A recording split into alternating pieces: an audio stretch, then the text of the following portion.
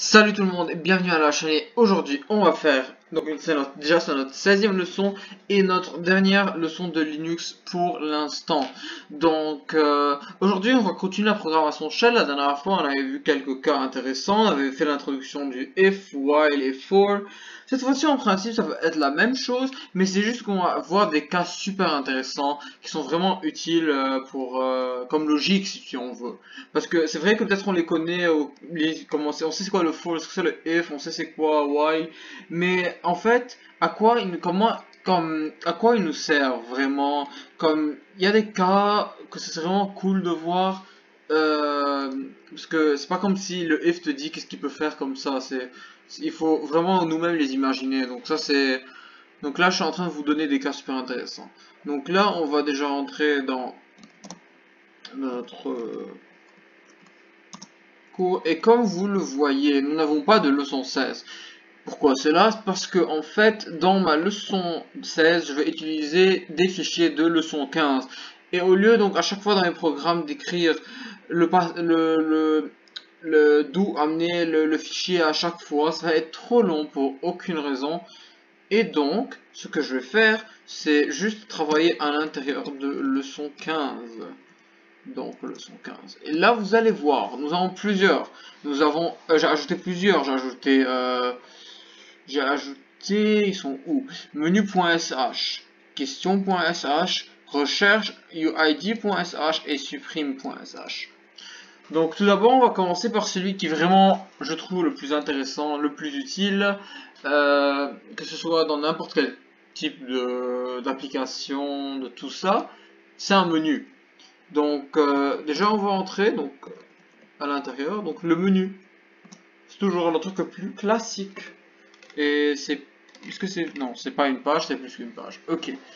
Donc comme vous le voyez, donc là déjà comme d'habitude on commence comme d'habitude hash point d'exclamation slash bin slash sh, le nom, ça c'est juste bien sûr pour vous, ça c'est pour vous. Et on décrit c'est quoi? C'est un fichier de commande qui présente un menu avec 6 options. Dans mon cas, c'est 6 options. Bien sûr, vous pouvez les faire avec une éternité d'options. Ce fichier appelle d'autres fichiers de commande. C'est ça qui est intéressant en fait. C'est que dans ce fichier, j'ai fait que il ait plusieurs fonctions ce menu. Ça veut dire, au lieu de rentrer à chaque fois sur exemple copier.sh, utiliser copier.sh, voir il était où pour pouvoir utiliser sa fonction. Au lieu de faire ça, pourquoi pas juste tous les assembler dans un seul et mettre menu.sh, menu.sh et juste avoir un menu. Donc là, il va juste imprimer echo 1, copier 2. Donc ça, c'est tous des impressions sur l'écran. Donc 1, 2, 3, 4, 5, 6. Donc la première, donc si tu cliques 1, ça veut dire que tu aurais choisi copier. Si c'est 2, ça veut dire éditer. 3, modifier. Les droits. 4, afficher. 5, rechercher. Et 6, sortir. Donc là, j'ai commencé par à écrire. Donc déjà, bien sûr, on a notre variable qui est égale à 0. Donc ça, c'est notre initialisation. Puis on met, lorsque test de la var est différent de 6, il faut toujours que ça écrive echo, tapez votre choix, et puis qu'il lise la variable qu'on a écrite, ce qu'on a écrit. Donc, qu'est-ce que ça veut dire? Pourquoi est-ce que j'ai choisi le 6? Et vous le verrez encore un peu, mais je vais le dire. C'est qu'en fait, j'ai choisi le 6 comme étant bien sûr la sortie. Donc, quel que soit le chiffre qu'il écrit, qu'il se soit de 1 à 5, donc quelque chose qui donne un résultat, ou bien de 7 à l'infini, ou bien si même négatif, il va juste réécrire la question, taper votre choix. Parce que peut-être on a fait une faute et donc il juste repose la question. Donc tant qu'on n'a pas cliqué 6, il va toujours poser la question.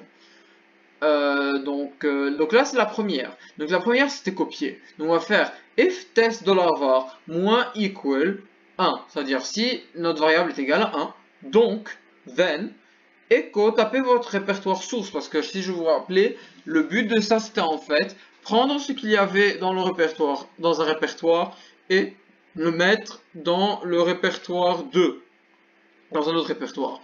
Donc là on lui dit c'est quoi le premier, là on lui dit c'est quoi le deuxième. Et puis, au lieu de faire ce qu'on avait écrit dans le copier, qu'est-ce qu'on fait? Tout ce qu'on fait, on lui dit, fais travailler, donc copier.sh, donc sh, copier.sh de la source destination. Donc voilà, c'est littéralement une manière d'intégrer en fait un programme à l'intérieur d'un autre. Donc ça c'est vraiment en fait pour assembler plusieurs. Donc là on a la deuxième. Deuxième c'était pour éditer. Donc bien sûr la même chose au début, il faut faire taper le fichier, donc, du fichier. Il va prendre, il va lire ce que on va écrire et puis il va rentrer dans Nano. Et donc Nano c'était l'outil pour éditer des fichiers. Donc c'est comme celui que j'utilise maintenant pour vous montrer ça, comme vous le voyez, Nano, en haut. Donc le 3 c'était pour changer les droits, donc la même chose que pour le premier, donc il faut déjà dire le nom du fichier, et puis on va dire qu'il appelle le programme de changer droit.sh. Et ça nous facilite vraiment la vie parce que imaginons j'ai juste oublié comment il s'appelle, je sais plus comment je l'ai appelé, j'ai envie de changer les droits et tout. Ben, tout ce que j'ai à faire, c'est en fait juste rentrer là. Il va me dire, tu veux changer les droits, ça va être la troisième option, clic 3. Puis je lui dis lequel je veux changer. Et puis il va dire OK, et il va changer. Donc voilà, c'est vraiment plus rapide.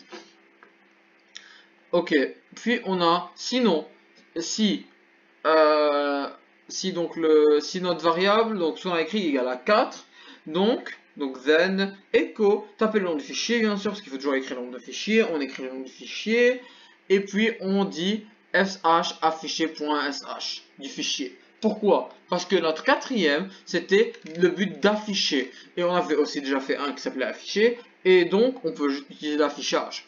Maintenant, la cinquième, j'ai écrit test avec 2 S, c'est bien que j'ai pas commencé le programme avec. Voilà.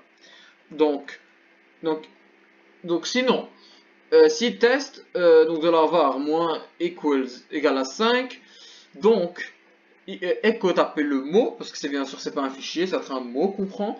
On écrit le mot, il va le prendre, il va taper le nom du fichier, on va écrire le nom du fichier, et puis il va donc écrire à l'intérieur. C'est quoi déjà la cinquième? C'était rechercher. Ouais, donc rechercher si le mot existe à l'intérieur donc du fichier.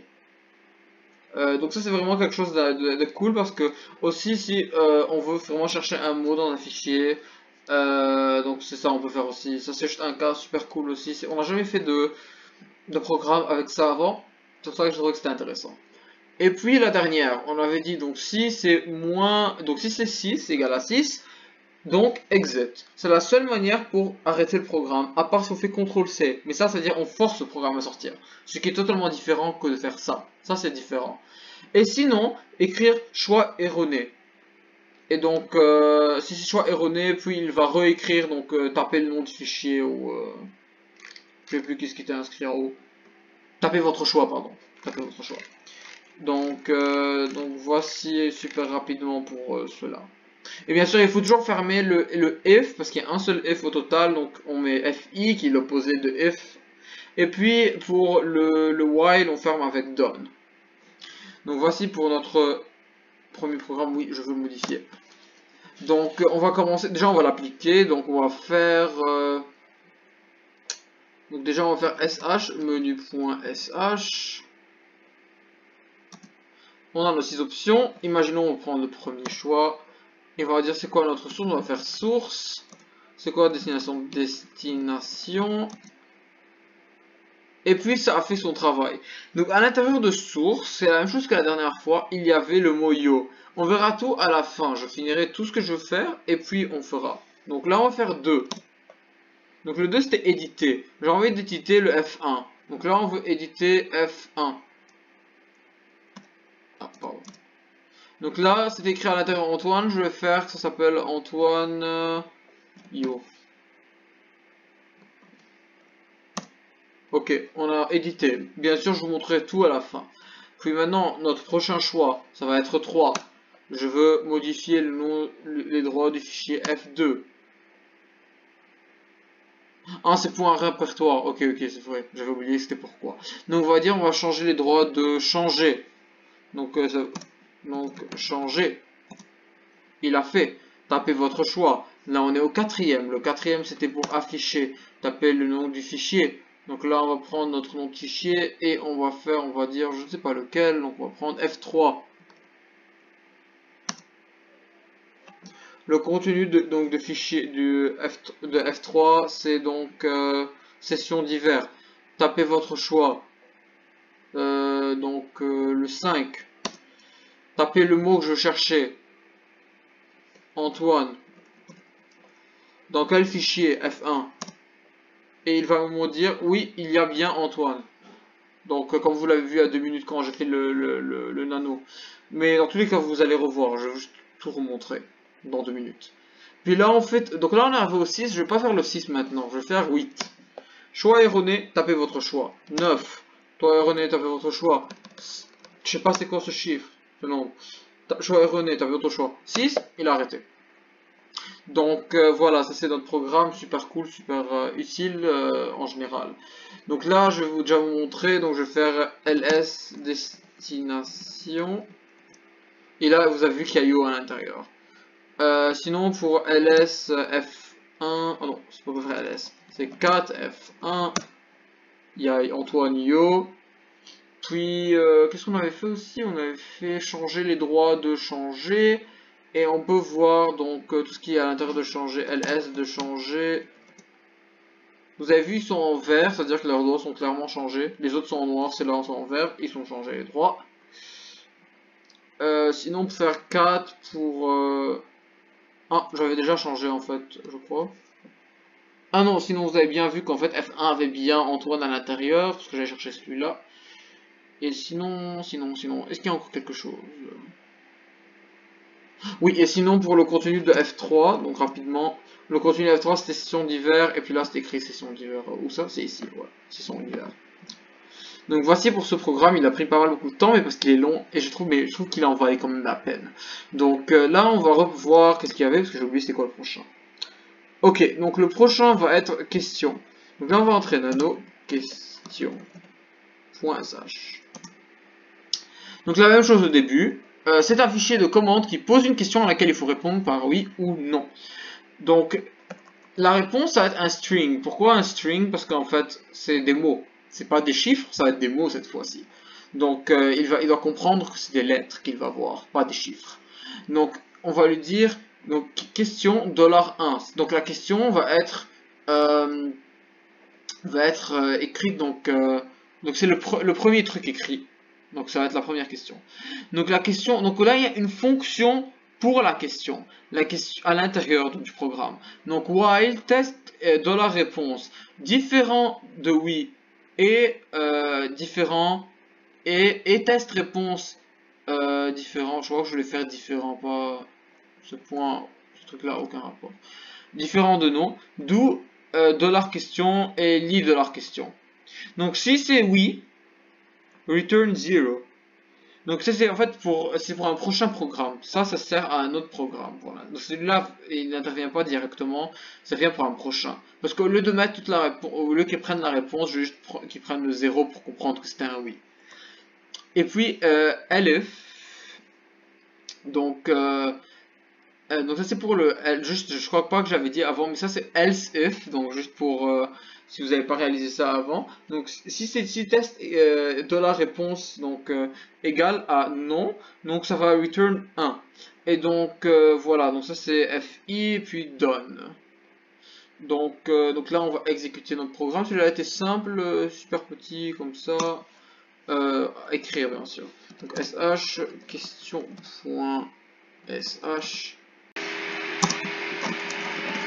Ok, donc là j'ai corrigé mon erreur dans le programme, je ne sais même pas comment j'ai réalisé qu'il y avait cette erreur. Donc là, on pose la question sh question.sh. Est-ce que tu es un étudiant? Donc ça c'est la question que lui a mis. Puis là, lui il le met. Est-ce que tu es un étudiant? Je l'ai mis oui. Et il a compris. Donc là, c'est bien sûr, il a pris la réponse. Donc là, peut-être directement, ça ne sert à rien parce qu'il prend pas la réponse de là. Là, il est passif parce qu'il a pris que return 0. Donc il est comme ok return 0. Par contre, là si donc ça c'est juste pour maintenant. Là vous voyez rien, vous allez rien voir. Ça c'est pour une prochaine question. Donc ça c'est non. Donc là, il a juste pris que ça veut dire return 1. Donc là, on va voir les prochains programmes. Les prochains programmes vont être, donc on va voir, on va dire supprime.sh. Donc on va faire nano supprime.sh. Donc la même chose du début, donc c'est un fichier de commande qui supprime un fichier normal et qui appelle un autre script. Donc for i égale à 1, ça c'est l'initialisation du i, avec i inférieur ou égal à $hash, donc le nombre de termes qu'on met, i++, c'est-à-dire à chaque fois il augmente de 1, sur le premier terme, deuxième terme, troisième terme, quatrième terme, etc. Donc fait do if test -f, donc pour un fichier ça veut dire donc le point d'exclamation i, donc fait question sh, question.sh, désirez-vous réellement supprimer le fichier? Donc là, vous vous rappelez, j'avais besoin d'une question avant, et là j'avais juste mis une question, là non, je lui donne la question à partir de là, parce que c'est ce qu'on veut dans ça. Et puis là, je lui dis, réponds par oui ou non. Si je lui dis oui, il va prendre que c'est return 0, donc comme vous le voyez, si c'est return 0, si c'est égal à 0, donc enlève. Si c'est différent, donc il n'a pas été supprimé. Donc fait qu'il soit supprimé, et puis là, non, ne supprime pas. Et ça, c'est bon, ça ferme pour le premier if. Par contre, pour le deuxième if, donc là, le truc était, si c'est un fichier, par contre, si c'est pas un fichier, donc tout ce qui est différent d'un fichier, on dit qu'il n'est pas un fichier. Et puis, il fait fi, puis il fait done. Donc là, on va voir, on va sortir, et on va faire sh supprime.sh. Ah, j'ai oublié de mettre les noms des fichiers. Donc, F1, F2, F3, on va dire. Donc là, il va nous dire, est-ce que vous voulez réellement effacer le fichier? Donc, on va dire, oui. Parce que c'est une des deux options. Vous avez vu, il y a les deux options. Il faut choisir une des deux. Oui. Il a été supprimé. On va le voir. Lui, je ne veux pas. Et lui, je ne veux pas. Donc, on va faire ls et F1 n'existe plus. Et je sais pas pourquoi, pour certaines raisons, j'ai oublié de mettre l'option de si ce n'était pas un... Voilà, donc là, si ce n'était pas un fichier, donc il a dit ce n'est pas un fichier normal. En d'autres termes, c'est un répertoire. Donc, et puis notre dernière commande, ça va être nano de recherche UID, recherche UID.sh. Oh, c'était pas ça le nom du fichier? Ok. Ah, ça c'était recherché. Donc c'est recherche. Voilà, j'ai eu peur pendant un moment. Donc c'est un fichier de commande qui permet de rechercher un numéro d'usager. Donc là j'ai juste oublié de mettre le nom, mais c'est pas important. Donc un numéro d'usager, donc là on est en train de parler de si on connaît le numéro d'usager qui nous donne tout ce qu'il y a à l'intérieur. Donc en fait, où en fait on peut les trouver? Déjà il se trouve à l'intérieur de l'ETC, donc de /password. Et le truc c'est qu'en fait on peut trouver là-bas. Mais en fait il y a plusieurs segments à l'intérieur. Donc c'est pas vraiment... on va juste écrire 1200 quelque chose si on sait que c'est ça et juste il va comprendre. Non, il va pas comprendre. Donc on est en train de lui dire, donc déjà if, donc $hash, donc le nombre de fois, peut-être on en met plusieurs, n'est pas égal à 0. Et le test de $1 est plus grand ou égal à 0, donc echo OK, donc déjà il est bon, donc déjà il existe, il est bien. Et puis on fait grep de x $1. Et vous probablement posez la question, qu'est-ce que c'est ça? Ah, dans ETC /password. Vous posez la question, ça c'est quoi? En fait, ça c'est le segment dans lequel se trouve le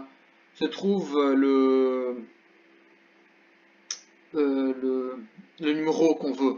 Donc en fait, nous on est en train de demander qu'ils prennent ce qu'il y a, donc les deux points, le x parce qu'il y a toujours un x, les deux points avec le numéro. Donc la ligne sur laquelle il y a celui-là. Donc, et c'est très spécifique, il faut vraiment faire de cette manière, parce que si on fait 2 points avec juste notre numéro, il va juste pas comprendre. Parce qu'il y a peut-être plusieurs lignes qui ont la même chose, qui ont le même numéro. Donc ça, c'est vraiment le format qu'il faut utiliser. Sinon, vous devez entrer un numéro utilisateur comme paramètre. C'est logique. Donc là, on va faire SH. Et bien sûr, cette fois-ci, pas comme dans toutes les autres fois, je vais vraiment insérer cette fois-ci quelque chose, on va dire 1000. Ah, j'ai refait rechercher. Oups.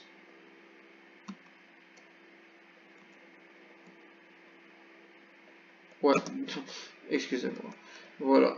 Voilà. Donc déjà, ça a fait OK. Et puis, comme vous voyez, ça, c'est le format. C'était 2.x 2.1000. Donc si on fait la même chose, mais on met, je sais pas moi, 2001, j'espère qu'il y a un 1001. Ok, ouais, voilà. Donc il y avait milieu là, c'était, vous avez vu, x 2.1001. Donc voilà, ça a juste parfaitement marché, donc c'est ça.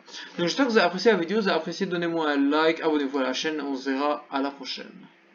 Peut-être pas en Linux, mais à la prochaine.